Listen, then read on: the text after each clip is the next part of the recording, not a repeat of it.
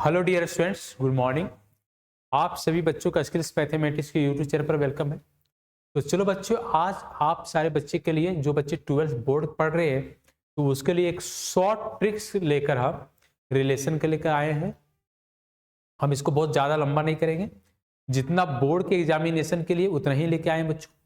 तो यदि आप बोर्ड के एग्जाम देने वाले हैं और क्लास 12th में है और 12th में यदि आपका मैथ्स है, तो ये वीडियो आपको बहुत ज़्यादा इंपॉर्टेंट होने वाला है। बच्चों, आज मैं पढ़ाने वाला हूँ रिलेशन।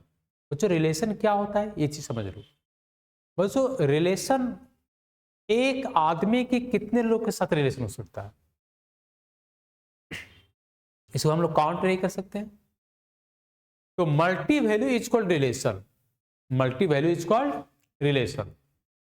रिलेशन हम लोग एक आदमी के साथ अनंत लोगों के साथ हम बना सकते हैं, लेकिन मैथ में इसको डिफाइन हम लोग ऐसे भी कर सकते हैं। देखो जैसे ध्यान देना,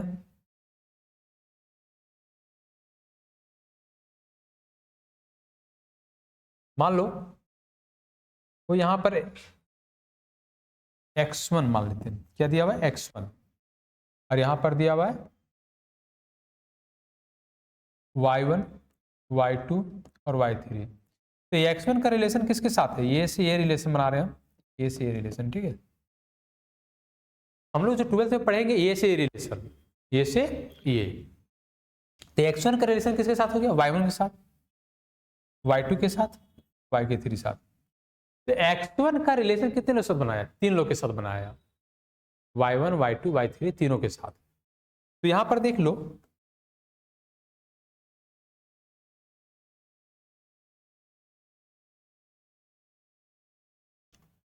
ये relation is R from A to B. ये रिलेशन जो है मेरा आर है from A to B, is a subset of A cross B. Relation जो होना चाहिए सबसेट होना चाहिए किसका? ए क्रॉस बी का। मतलब आर जो मेरा होना चाहिए सबसेट होना चाहिए किसका? ए क्रॉस बी का। या तो आर सबसेट होना चाहिए ए क्रॉस ए का। हम उसको क्या बोलेंगे? रिलेशन। आर जो सबसेट होना चाहिए किसको? ए क्रॉस बी का। तो बच्चों, यहां सेट के बारे में जानना जरूरी है। यदि आर का वैल्यू ए क्रॉस बी में यदि पाया जाए तो हम उसको रिलेशन बोलेंगे। यदि आर का वैल्यू ए क्रॉस बी में नहीं पाया जाएगा तो हम उसको रिलेशन नहीं बोलेंगे। तो जिस बच्चे का सेट हल्का सा क्लियर होगा, ए क्रॉस बी निकालने का कंसेप्ट क्लियर होगा, तो उसको ये रिलेशन बहुत अच्छे से समझ में आएगा। और जिसको ए क्रॉस बी नहीं निकालने समझ में आएगा, नहीं मालूम होगा, तो उसको ये रिलेशन थोड़ा सा दिक्कत होने वाला है। बच्चे, थोड़ा सा हम बता देते हैं कि आर जो सबसेट होता है किसका सबसेट होता है? ए क्रॉस बी का सबसेट होता है। ये क्रॉस बी का सबसेट होता है। तो हम उसको देखो मैथमेटिकल भाषा में लोग बोल सकते हैं, R is the subset of A cross B. Relation क्या डेफिनेशन में बोलेंगे? रिलेशन जो होता है सबसेट होता है किसका? ए क्रॉस बी का। ये मैथमेटिकल भाषा है। और ऐसी हम लोग बहुत सारे चीजों से समझ सकते हैं कि एक लोगों के बहुत लोगों के साथ रिलेशन बनेगा, लेकिन ये हम लोग ओरली कोई भाषा में लोग बोल सकते हैं, लेकिन ये कंसेप्ट मैथमेटिकल कंसेप्ट नहीं है। मैथमेटिकल कंसेप्ट होता है क्या? कि आर जो रिलेशन होगा वो सबसेट होगा किसका? ए क्रॉस बी का। तो लिखेंगे आर, ये जो relation generally denoted by R, किससे डिनोट किया जाता है? आर से। रिलेशन को जो डिनोट किया जाता है वो मेरा आर से डिनोट किया जाता है। X relation y, x read as the relation x into y. X को हम लोग पढ़ेंगे एक्स इंटू वाई, एक्स को हम पढ़ेंगे क्या? X into y. इसे सिंबोलिकली जिसको डिनोट किया जाता है ना, सिंबोलिकली आर एक्स और y, x belongs to A, y belongs to B. तो आर रिलेशन हो जाएगा किसके साथ?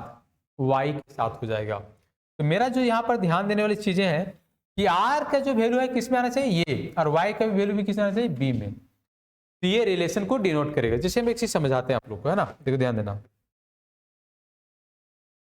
देखो समझने के बात क्या बच्चों, जैसे मान लो यहां पर ये बराबर एक वैल्यू ले लिए 1 2 3, ठीक है, और बी बराबर ले लिए 4 और 5, 4 और 5। तो हमें निकालना है ए क्रॉस बी। क्या निकालना है? ए क्रॉस बी। देखो बच्चों, हम थोड़ा सा बेसिक बता देते हैं कि ए क्रॉस बी क्या होता है ना। ए क्रॉस बी, तो ये मान लो ये बराबर 1 2 3 दिया हुआ है और क्रॉस लिख दिए 4 और 5 लिख दिए, 4 और 5। तो यहां पर हम लिखेंगे कि R1 का जो रिलेशन होगा, R1 का जो रिलेशन होगा वो 4 के साथ होगा, R1 का जो रिलेशन होगा वो 4 के साथ होगा। तो हम लिखेंगे कि 1 4 1 5 2 4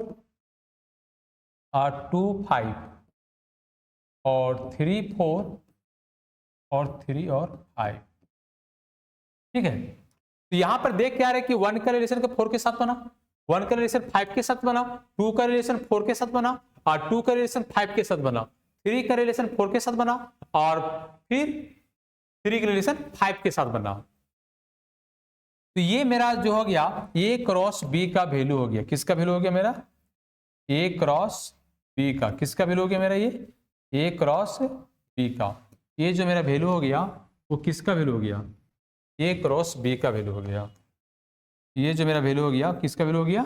A क्रॉस B का। ठीक है, अब यहां पर समझना बच्चों कि यदि मान लो R बराबर हमारा कोई एक वैल्यू दिया हुआ है, क्या 1 5 दिया हुआ है और 2 4 दिया हुआ है और 2 5 दिया हुआ है।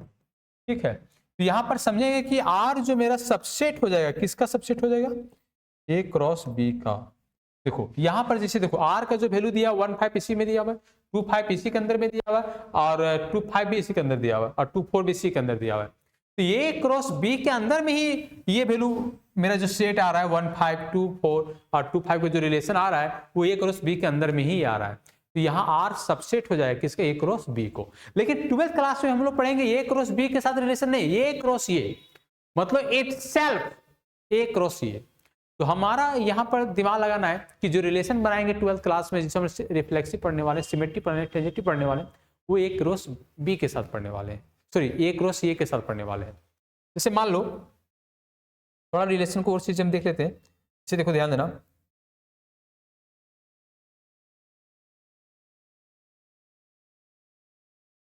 ध्यान देना, जैसे देखो मान लो A का वैल्यू दिया हुआ क्या, मान लो एक सेट है ये, ठीक है, और यहाँ सेट है मेरा B। तो ठीक है, यहाँ जैसे 1 में दिया हुआ है 1 2 3 और B में दिया हुआ कितना 4 और 5। तो देख रहे थे कि 1 का जो रिलेशन बना रहा है, 1 का रिलेशन किसके साथ बना रहा है? 4 के साथ। 1 का रिलेशन किसके बना रहा है? 5 के साथ। तो 1 का रिलेशन मेरा दो लोगों के साथ बन रहा है, 4 के साथ भी और 5 के साथ। 2 का जो रिलेशन बना रहा है वो 4 के साथ और 2 का जो रिलेशन बना रहा है वो किसके साथ बना रहा है? 5 के साथ। 3 का जो रिलेशन बना रहा है वो 4 के साथ और 3 का जो रिलेशन बना रहा है वो किसके साथ बना रहा है? 5 के साथ बना रहा है। तो मेरा जो 1 का रिलेशन बना वो दो लोगों के साथ बना। 1 का रिलेशन 1 के साथ, 1 का रिलेशन 4 के साथ बनाया और 5 के साथ भी। 2 का रिलेशन 4 के साथ भी बनाया और 5 के साथ भी बनाया। 3 का रिलेशन 4 के साथ बनाया और 5 के साथ भी बनाया। तो मेरा दोनों के साथ ये रिलेशन बना रहा है, 1 का रिलेशन 4 5। तो हम इसी को क्या बोलेंगे? रिलेशन। ये जो बना रहा है वो रिलेशन बना रहा है किस? ये रिलेशन किससे बना रहा है? बी से। जैसे देखो मान लो यहाँ पर x1 है और यहाँ पर वैल्यू दिया हुआ है y1 y2 और y3। ठीक है, तो जैसे x1 का रिलेशन किसके साथ बना लिया? y1 के साथ और फिर किसके? x3 के साथ बना लिया। तो जैसे मान लो इसको ग्राफ के अनुसार समझेंगे, तो ग्राफ के अनुसार समझेंगे, कैसे समझेंगे? कि जैसे मान लो ये दिया हुआ है x1, मान लो ये लाइन है x1 का, किसका लाइन है? x1 का, और यहाँ कट कर दे रहा है। जैसे देखो ये वैल्यू कट कर दिया y1, ये कट कर दिया y2 और ये किसके कट कर दिया? y3 के साथ। तो यहाँ x1 का जो रिलेशन बनाया किसके साथ? y1 y2 y3, और ऊपर बढ़ सकता है, और ऊपर जा सकता है, और उसके ऊपर भी जा सकता है। तो हमारा कहने का मतलब हुआ कि रिलेशन जो होता है मल्टी वैल्यू होता है, multi value is called relation. दूसरी चीज ये समझ लो कि जो रिलेशन होता है वो सबसेट होता है किसका? A क्रॉस A का। तो हम लोग आगे जो पढ़ने वाले हैं, जैसे रिफ्लेक्सिव पढ़ेंगे, ट्रांजिटिव पढ़ेंगे, सिमेट्रिक पढ़ेंगे, ये A क्रॉस A के साथ रिलेशन पढ़ेंगे, मतलब इटसेल्फ रिलेशन बनाएगा, मतलब स्वयं अपने आप से रिलेशन बनाएगा। जैसे मान लो हम रिफ्लेक्सिव उठाते हैं, रिलेशन का जो प्रकार होता है, हम सबसे पहले रिफ्लेक्सिव आप लोग को समझाते हैं। मान लो एक कोई रिफ्लेक्सिव रिलेशन है, तो क्या है? ये relation R on the set ये is said to be the reflexive relation. X का रिलेशन किसके साथ बना रहा है? एक्स के साथ। एक्स का रिलेशन किससे बना रहा है? एक्स। वेरीफाइड एट, और एक्स के जो एलिमेंट है वो किसके साथ में आ जाए? ए के पास आ जाए। किसके पास आ जाए बच्चों? ए के पास आ जाए। जैसे देखो यहाँ पर एक्स और एक्स रिलेशन आ जाए, एक्स और एक्स यहाँ रिलेशन है किसमें? आर के साथ है। एक्स का रिलेशन किसके साथ है? मेरा यहाँ आर के साथ है, यहाँ वेरीफाइड है। एक्स का रिलेशन किसमें आ गया? ये में आ गया।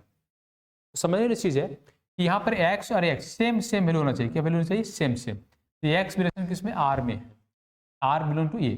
जैसे देखो यहाँ पर ये और ये रिलेशन हो रहा है, लेकिन ये जो ये है वो किसमें पाया जाए? इस वैल्यू में पाया जाए। यदि ये वाला वैल्यू ये में नहीं पाया जाएगा तो वो रिलेशन नहीं होगा, रिफ्लेक्सिव रिलेशन नहीं होगा। सबसे पहले रिफ्लेक्सिव रिलेशन में ये समझना है कि पहली बात कि ये सेम वैल्यू होना चाहिए। क्या होना चाहिए? सेम। ये मतलब 1 1 है तो 1 1 होना चाहिए, 2 2 2 2 है, 3 3 3 जैसे देखो एक एग्जांपल के तौर पर समझाता हूँ। मान लो यहाँ पर 1 2 3 दिया हुआ है। क्या दिया हुआ है? 1 2 3। यदि 1 2 3 दिया हुआ है तो हम सबसे पहले ना यहाँ पर हम जो रिलेशन बनाएंगे 1 1 बनाएंगे, फिर 2 2 बनाएंगे, फिर 3 3, तब मेरा ये रिफ्लेक्सिव रिलेशन होगा। यदि इसमें 1 1 हटा दिए, यदि किसी 1 1 यहाँ पर नहीं रहा तो ये रिफ्लेक्सिव रिलेशन नहीं होगा। तो रिफ्लेक्सिव रिलेशन समझने का सबसे बेस्ट कंसेप्ट है कि यहाँ पर आपको 1 1 होना जरूरी है। इसे देखो सोए पहले 1 1 होना चाहिए, फिर 2 2 होना चाहिए, फिर 3 3 होना चाहिए, तो ये रिफ्लेक्सिव रिलेशन हो जाएगा। देखो यहाँ पर 1 1 है, 2 2 भी है, 3 3 है, 3 3 भी है, और ये आ गया 2 3, सॉरी 3 2, क्या आ गया 3 2, यहाँ 1 1 आ गया, 2 3 3 आ गया, और ये आ गया 3 2, तो ये भी रिफ्लेक्सिव रिलेशन होगा। तो रिफ्लेक्सिव रिलेशन का कंडीशन क्या होता है? ये यदि वैल्यू मेरा ये बराबर दिया हुआ है 1 2 3 और 4 दिया हुआ, ठीक है, तो सबसे पहले ये जो रिलेशन बनाएगा, सबसे पहले यहाँ 1 1 होना चाहिए, 2 2 होना चाहिए, 3 3 होना चाहिए, और यहाँ मान लो 3 4 आ गया तो भी कोई दिक्कत नहीं, यहाँ पर आ गया 2 3 तो भी कोई दिक्कत नहीं, यदि यहाँ 4 4 होना चाहिए। ठीक है सर, सबसे पहले कि ये 1 1 है, 2 2 है, 3 3 है, 4 4 है, उसके बाद कोई भी वैल्यू आ जाए कोई लेना देना नहीं होता रिफ्लेक्सिव रिलेशन में। तो सबसे बेस्ट कंसेप्ट क्या है कि जो रिलेशन ये है, ये रिलेशन मेरा ये है, वो रिलेशन ये के ही साथ बनाएगा, 1 2 3 4 के साथ ही बनाएगा रिलेशन ये। और सबसे पहला कंसेप्ट रिफ्लेक्सिव रिलेशन का ही है कि 1 1 होना चाहिए, 2 2 होना चाहिए, 3 3 4 4 होना चाहिए। अभी मान लो एबीसी है, क्या दिया हुआ है? मान लो ये रिलेशन दिया यहाँ पर एबीसी है, एबीसी है, ठीक है। तो सबसे पहले यहाँ पर जो रिलेशन हम लिखेंगे ये होना चाहिए, बी बी मस्ट होना चाहिए और सी सी मस्ट होना चाहिए। उसके बाद कोई रिलेशन आता है तो कोई लेना देना उससे होता नहीं है रिफ्लेक्सिव को, उसको कोई फर्क नहीं पड़ता रिफ्लेक्सिव को। लेकिन यदि इसमें एक भी वैल्यू नहीं रहा, वो ये है, बी बी है, लेकिन यदि सी सी नहीं है, ये रिफ्लेक्सिव नॉट रिफ्लेक्सिव रिलेशन हो जाएगा। ये हो जाएगा not reflexive relation, not reflexive relation. तो रिफ्लेक्सिव रिलेशन कौन होगा? यदि यहाँ पर ये है, बी बी है, लेकिन सी सी नहीं है, तो रिफ्लेक्सिव रिलेशन नहीं होगा। तो रिफ्लेक्सिव रिलेशन का सबसे बेहतरीन कंसेप्ट है कि यदि ये मान लो R2 ले लिया रिलेशन में, तो मान लो जैसे ये है, ये हो, ठीक है, मान लो बी सी है, कोई दिक्कत नहीं है, सी ये है, मान लो सी और ये है, कोई दिक्कत नहीं है। यदि यहाँ पर बी बी है, देखो यहां तक अभी तक रिफ्लेक्सिव रिलेशन ये नहीं है। यदि यहाँ पर कैसे हम सी सी जोड़ दिए, क्या जोड़ दिए? सी सी, मतलब जो इसका कंडीशन क्या मांग रहा था, ये है, ये है, हाँ ये है, बी बी है, बी बी है, सी सी है, सी सी है, आगे चेक करने की जरूरत नहीं है रिफ्लेक्सिव रिलेशन में। तो बच्चों समझ में आया रिफ्लेक्सिव रिलेशन किस समझ में आया? हमें लगता है बहुत अच्छे से समझ में आ गया होगा कि जो क्वेश्चन ये दिया हुआ है वो ये के साथ ही रिलेशन बनाएगा, लेकिन सबसे इंपॉर्टेंट कंसेप्ट है कि रिफ्लेक्सिव रिलेशन में जो क्वेश्चन दिया उसका पूरा रिलेशन वहां रहना चाहिए। यदि 1 2 3 दिया है तो 1 1 2 2 और 3 3 होना चाहिए, उसके बाद कोई भी वैल्यू आता है तो कोई दिक्कत नहीं है, लेकिन हाँ उस सेट ये में ही रहना चाहिए। अब जैसे कोई बच्चा बोल देगा कि सर यहाँ पर ये जो रिलेशन बनाए ये होगा, बी बी भी रहेगा, बी बी भी रहेगा, और सी सी भी है, तो रिफ्लेक्सिव रिलेशन है, तो यहाँ तक है। और बोल देगा कि सर बी और डी आ जाए, बी और डी, बी और डी, तो बेटा यहाँ बी डी है ही नहीं, जब यहाँ डी है ही नहीं, आप रिलेशन डी में यहाँ बना दिए, आप बी का रिलेशन डी के साथ बना रहे हैं और डी प्रेजेंट ही नहीं है वहां। तो जैसे मान लो तुम किसी को यहाँ पर मान लो कि हम बोले कि आप शादी करना चाहते हैं, ठीक है, और बोल रहे हैं कि हम उसी के घर में शादी करेंगे, लेकिन उसके घर आप एक लड़का है और उसके घर में शादी करना, लेकिन वहां पर बेटी है ही नहीं उसका, तो आपका रिलेशन बनेगा वहां? आपका वहां शादी होगा? नहीं होगा शादी आपका। शादी आपका कहाँ होगा? जिसके घर में बेटी रहेगा। अब जिसके घर में बेटी है ही नहीं, अब वहां पर जाके प्रयास करेंगे कि हम वहां पर रिलेशन बनाएं, वहां पर अपना शादी करें, उसी के घर में शादी करें, तो किससे करेगा? लड़के से नहीं कर लेगा। तो रिलेशन मतलब रिफ्लेक्सिव रिलेशन क्या है कि जो सेट ये में है उसी से रिलेशन बनाएगा, किसी और से रिलेशन नहीं बनाएगा। ये अब यहाँ पर डी यहाँ पर नहीं है ये में, अब डी यहाँ पर लगा दोगे तो रिफ्लेक्सिव रिलेशन नहीं होगा बेटा। रिप्लेस रिलेशन किस कौन कौन होगा, ये बी बी सी सी होगा। लेकिन यदि यही वैल्यू मेरा यहां पर आ जाए, सी आ जाए, क्या आ जाए सी, तो रिप्लेस रिलेशन हो जाएगा। तो रिप्लेस रिलेशन। चलो आगे हम पढ़ते हैं सिमेट्रिक रिलेशन। क्या पढ़ते हैं, सिमेट्रिक रिलेशन। बच्चों सिमेट्रिक रिलेशन कुछ नहीं है, बहुत सिंपल है। यदि कोई रिलेशन दिया हुआ है, मान लो ये रिलेशन आर वन सेट ये set to be the symmetric relation, x का रिलेशन यदि वाई के साथ है तो वाई का रिलेशन एक्स के साथ होना जरूरी है। मतलब यदि पति पत्नी से प्यार करेगा, यदि कोई पत्नी पत्नी से प्यार करेगा और पत्नी भी पति से प्यार करेगा तो समझ जाना उस घर का रिलेशन सिमेट्रिक में है। मतलब क्या हुआ कि यदि मान लो दोस्ती कैसे निपटा है, मान लो कोई दोस्त तुम्हारा है, तुम उससे बहुत प्यार कर रहा है, वो भी दोस्त तुमसे प्यार कर रहा है, तो समझ जाना है कि कोई दिक्कत नहीं है, रिलेशन सिमेट्रिक चलते रहेगा। मान लो ए का रिलेशन बी के साथ है, अब बी का रिलेशन यदि ए के साथ है, कोई दिक्कत नहीं, मतलब पलट के मारा जाता है। सिमेट्रिक रिलेशन में क्या मारता है, पलट के मारता है। जिससे देखो ध्यान देना, मान लो ए का रिलेशन बी के साथ है तो यहाँ बी का रिलेशन ए के साथ होगा। यदि मान लो ए का रिलेशन बी के साथ है तो बी का रिलेशन यहाँ ए के साथ होगा। ये होगा सिमेट्रिक रिलेशन। सिमेट्रिक रिलेशन जैसे एग्जांपल देता हूँ। सबसे पहले मान लो 1 1 है, 2 2 है, अब 3 3 है, तो बेटा ये सिमेट्रिक रिलेशन है। हाँ ये सिमेट्रिक रिलेशन है, सिमेट्रिक रिलेशन है। यहाँ 1 1 का उल्टा लिखेंगे, यहाँ पर मान लो 1 1 का उल्टा लिखेंगे तो हम यहाँ 1 1 का उल्टा लिखेंगे तो इस तरह से लिखेंगे, इसका उल्टा यहाँ पर है। लेकिन बेटा ये चीज समझ लो, सेट क्या बोलता है कि यदि कोई वैल्यू के एक बार लिख दिए तो दोबारा लिखना नहीं है।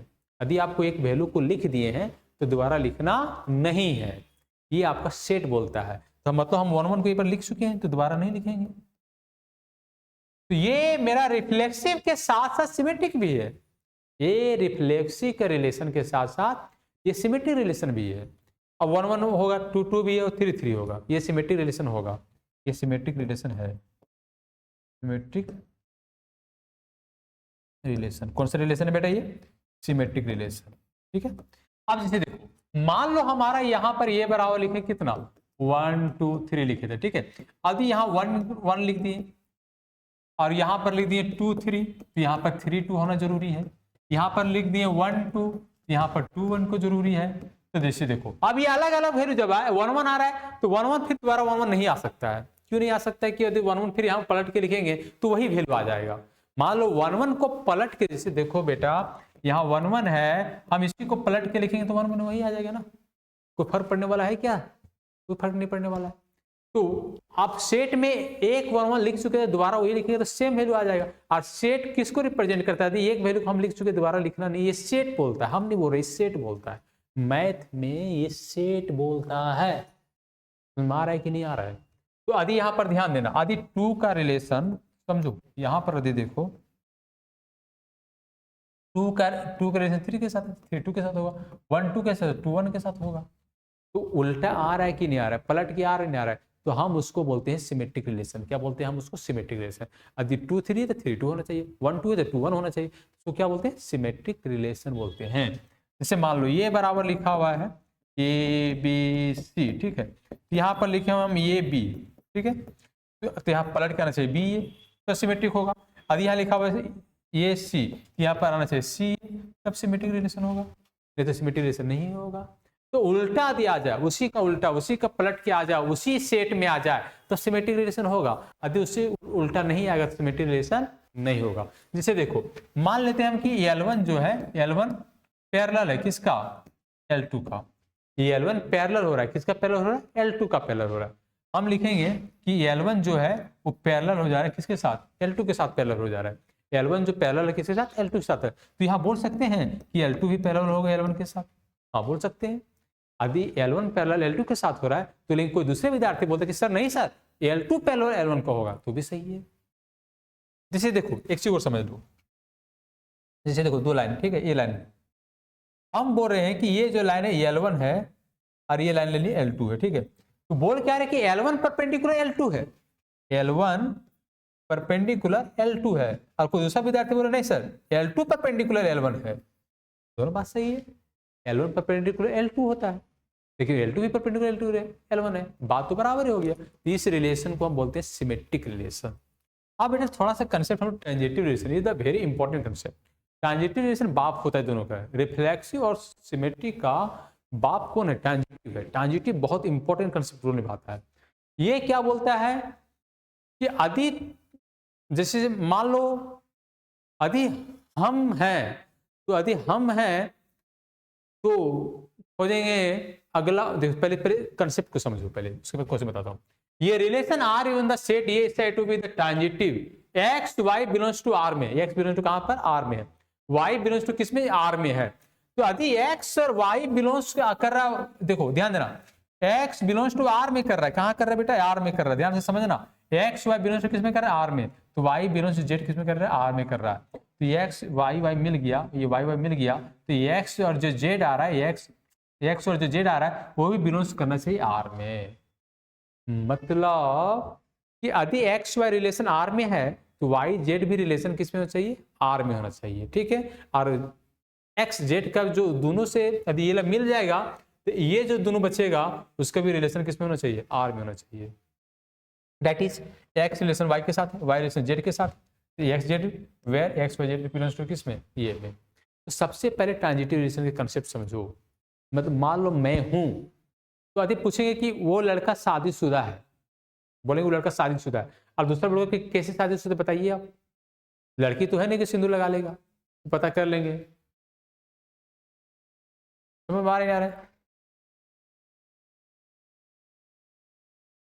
अभी क्लास ले रहा है, ठीक है। अब ध्यान देना, आप देखो ध्यान देना, समझने के कंसेप्ट क्या है एकदम ध्यान से समझो कि यदि एक्स रिलेशन वाई के साथ है, एक्स के रिलेशन किसके साथ है? वाई के साथ है, और वाई रिलेशन एक्स के साथ है। एक्स का रिलेशन किसके साथ है? वाई के साथ है। ठीक है बेटा, और वाई का रिलेशन एक्स के साथ है। ठीक है, तो सिमेट्रिक वाला बोले थे। अब देखो यदि एक्स और वाई, समझो एक्स जैसे बोले क्या कि यदि एक लड़का बोल रहे हैं कि शादीशुदा है, तो कब पता करेंगे? जब उसका पत्नी रहेगा। पति कब करा? जब उसका पत्नी रहेगा। और हम पूछेंगे कि वो कंफर्मेशन कब हो जाएगा? जब उसका किसी बेटा भी अवेलेबल हो जाए, तो कंफर्म हो जाएगा कि हाँ वही है। तो देखो सिमेट्रिक रिलेशन क्या बोलता है कि देखो सबसे पहले समझो, मान लो कोई ए, देखो ये बिलोंग्स टू बी में, तो बी बिलोंग्स टू सी में है, तो ये बी भी कैंसिल हो जाएगा, क्या बचेगा? सी में। तो जैसे देखो 1 2 3 दिया हुआ, ठीक है, तो क्वेश्चन उठा लेते 1 2 3, 1 2 3 दिया हुआ है। तो सबसे पहले जैसे देखो हम यहां पर लिख दिए ए बराबर 1 2 3 1 2 3। तो सबसे पहले हम देखो रिलेशन यहां बनाते हैं, 1 1 रहेगा चलेगा, 2 2 चलेगा, और 3 3। ठीक है, ये रिफ्लेक्सिव है, सिमेट्रिक भी और ट्रांजिटिव तीनों होता है। 1 1 2 2 3 3 ये रिफ्लेक्सिव भी, सिमेट्रिक और ट्रांजिटिव तीनों होते हैं। देखो सबसे पहले यदि हम ये और बी है, ये और बी है, तो बी ढूंढेगा कि मेरा और कोई है वहां पर, तो बी ढूंढेगा यहां सी को। देखो बी मिल गया सी के साथ, बी किसको मिल गया? सी के साथ। तो आप देखो ये जब मिल गया तो ये रिलेशन क्या बचा? ए और सी बचा। क्या बचा? ये और सी। तो ये और सी जो है ना इस रिलेशन में रहना चाहिए। जैसे देखो यहां पर ध्यान देना, और ट्रांजिटिव का मतलब समझना, कोई अकेला भी रिलेशन बनाता है यहाँ पर। ट्रांजिटिव में ये जरूरी नहीं है, पहले समझने का प्रयास करो। यदि 1 1 है, लास्ट में वैल्यू ढूंढो, यहाँ 1 कहीं है? नहीं है, कोई दिक्कत नहीं है, ये मतलब ये ट्रांजिटिव है। 2 2 है, 2 ढूंढो, या 2 है? नहीं, ये भी ट्रांजिटिव है। 3 है, 3 लास्ट वाला वैल्यू ढूंढो, लास्ट वाला किसको पकड़ना? लास्ट वाला। जैसे देखो बी है, यहाँ बी है, तो बी ढूंढो, मिल गया बी। तो क्या बच्चे? ए और सी। तो ए और सी इस रिलेशन में रहना चाहिए। समझ में आ रहा है कि नहीं आ रहा है? तो उसी प्रकार यहाँ पर देखो 3 है, नहीं है, तो ये हो गया ट्रांजिटिव रिलेशन। ट्रांजिटिव रिलेशन, ठीक है। जैसे देखो मान लो R1 ले लिए, ठीक है, R1 हम ले लिए 1 2, और ले लेते हैं 2 3 और 1 3 ले लिए। देखो यहाँ 2 2 मिल गया, 2 2 मिल गया। तो जैसे देखो ये मिल जाए यदि बी, और बी देखो बी मिल गया इससे, तो ये और सी हमको चाहिए, तो ये और सी होना चाहिए। तो जैसे 2 2 मिल गया, 2 2 मिल गया, तो 1 3 क्या बचा? 1 3। तो 1 3, जो 1 3 है, 1 3 देखो इसमें जो हम बचा, जैसे देख लेते हैं, मान लेते हैं 1 2 है, ठीक है, और 2 3। ये कैंसिल हो गया, तो 1 3 बचा, क्या बचा 1 3, तो 1 3 इस रिलेशन में है 1 3 रिलेशन में है, 1 3 रिलेशन में है, तो ये सही है, ये सही है। अब इसको खोजो, ये 3 लास्ट वैल्यू क्या 3 है, तो 3 इधर कहीं है, पहला वैल्यू है, इसका लास्ट उसका पहला, इसका लास्ट उसका पहला, या 3 है नहीं है, इसमें 3 है नहीं है, ये ट्रांजिटिव हो गया, क्या हो गया, ये ट्रांजिटिव हो गया।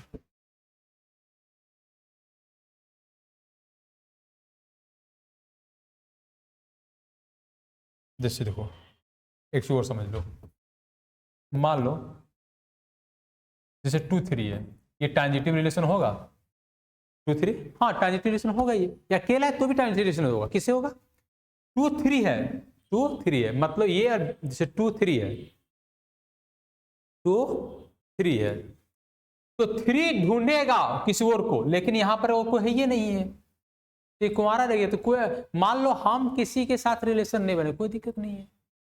जैसे मान लो कोई पूछेगा कि शंकर भैया शादीशुदा है, पूछे हाँ शादीशुदा है शंकर भैया, तो मान लो मैं हूं, तो पूछो कि उसकी वाइफ कौन है, तो वाइफ मिल गई तो प्रोडक्ट कौन है, तो ढूंढ रहे हो ना प्रोडक्ट को आप, कि हाँ ये प्रोडक्ट है। उसी प्रकार से जैसे देखो ये शादीशुदा है ये नहीं है, तो हम इसको ढूंढेंगे काहे, इसको वाइफ को ढूंढेंगे जब भाई ये नहीं है, तो जो कोई अकेला आता है तो अकेला भी ट्रांजिटिव होता है, ये भी रिलेशन क्या हो गया, ट्रांजिटिव हो गया। आप जैसे देखो एक चीज और समझो, मान लो 1 x3, मान लो 1 3 ले लिए, 2 2 3 ले लिए, 2 2 ले लिए, ठीक है। देखो अब ये ट्रांजिटिव रिलेशन है कि नहीं समझते हैं, पहले 1 3 3 से कहां से स्टार्ट है, नहीं स्टार्ट है, मतलब ट्रांजिटिव है। अब यह 3 से स्टार्ट है, तो देखो इसके लास्ट में 3 आ रहा है ना, यहाँ 3 नहीं आ रहा है, इसके पहले में 3 नहीं, ये भी ट्रांजिटिव है। ये 2 2 आया, क्या आया 2 2, तो इसका देखो इसका 2 2, ये 2 आया लास्ट में, तो इसका पहले कहीं है नहीं है, यहाँ 2 मिल गया, तो मतलब ये 2 2 है और ये मिल जा रहा है 2 3, तो ये 2 2 कैंसिल हो गया, तो अब ये अब बचेगा ना क्या चाहिए 2 3। अब देखो 2 3 इस रिलेशन में है 2 3 इस रिलेशन में है, ये क्या हो जाएगा ट्रांजिटिव हो जाएगा। ट्रांजिटिव कौन नहीं होगा, जैसे देखो ट्रांजिटिव कौन नहीं होगा, जैसे कोई एक रिलेशन उठा लेता हूं मैं, कोई एक रिलेशन उठा लेता हूं,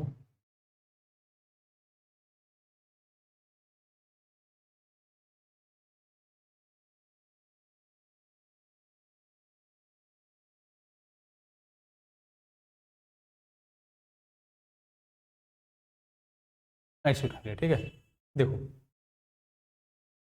2 2 मिल गया, 2 2 मिला कि नहीं मिला, मिल गया, यहाँ पर देखो 2 2 मिल गया, तो बच्चा 1 3, क्या बच्चा 1 3, जैसे ए और बी, जैसे बेटा देखो ए और बी है और बी और सी है, ठीक है, बी भी मिल गया था, क्या बच्चा ए और सी, तो यहाँ पर देखो 2 2 मिल गया, तो बच्चा क्या 1 3, तो 1 3 इस रिलेशन में है नहीं है, जब नहीं है तो क्या बन जाएगा not transitive, not transitive, not transitive. तो हमको ट्रांजिटिव आप सारे बच्चों को समझ में आ गया होगा, अच्छे से समझ में आ गया होगा। तो चलो नेक्स्ट, अब देखो ध्यान देना, इक्विवेलेंस रिलेशन क्या होता है, अधिक इक्विवेलेंस रिलेशन समझना है तो जो रिलेशन सिमेट्रिक भी हो, ट्रांजिटिव भी हो और रिफ्लेक्सिव भी हो, यदि तीनों रिलेशन हो जाए तो हम उसको बोलते हैं इक्विवेलेंस रिलेशन। अभी देखो यहां पर समझ लो, रिफ्लेक्सिव रिलेशन हो जाए, सिमेट्रिक रिलेशन हो जाए और ट्रांजिटिव रिलेशन, यदि तीनों कंडीशन फुलफिल कर दे तो उसको हम क्या बोलेंगे इक्विवेलेंस रिलेशन, क्या बोलेंगे इक्विवेलेंस। जैसे एग्जांपल देखो,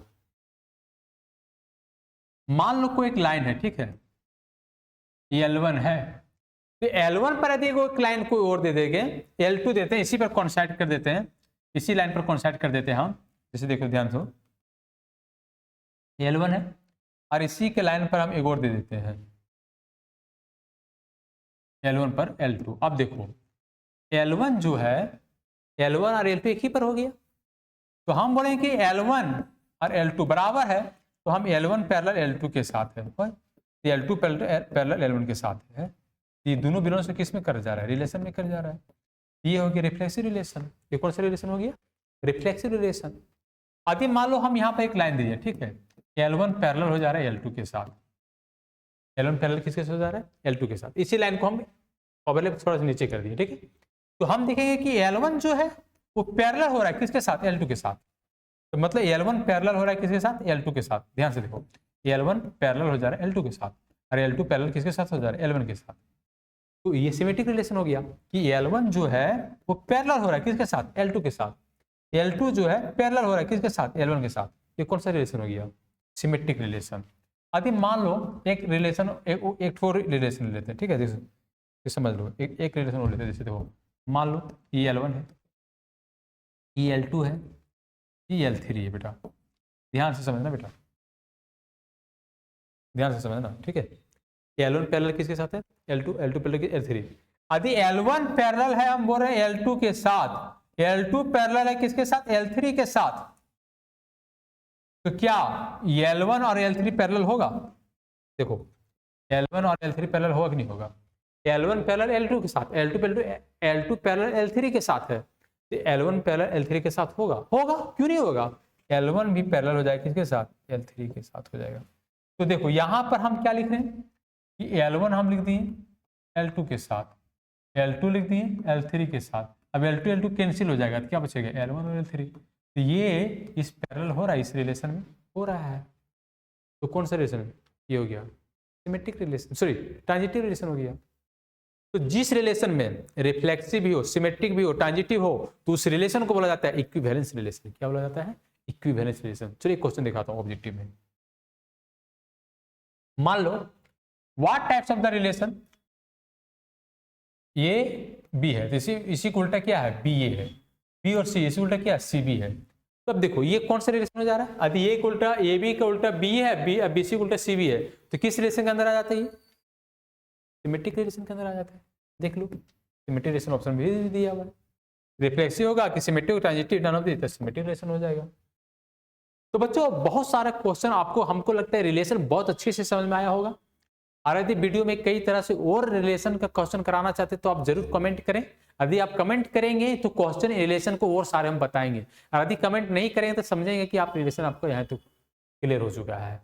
तो जिस बच्चे का यदि क्वेश्चन और प्रैक्टिस के लिए यदि करवाना चाहते हैं तो बच्चे कमेंट जरूर करें, लाइक जरूर करें। तो हम नए क्लास में और नए अंदाज में फिर मिलते हैं। नहीं तो अंधेरी रात को नियंत्रण छानना है, अंधेरी रात को नियंत्रण छानना है, अभी आराम कहाँ है, बहुत दूर बहुत दूर बहुत दूर जाना है। तो चलो बच्चों मिलता हूँ फिर मैं, बाय, टेक केयर।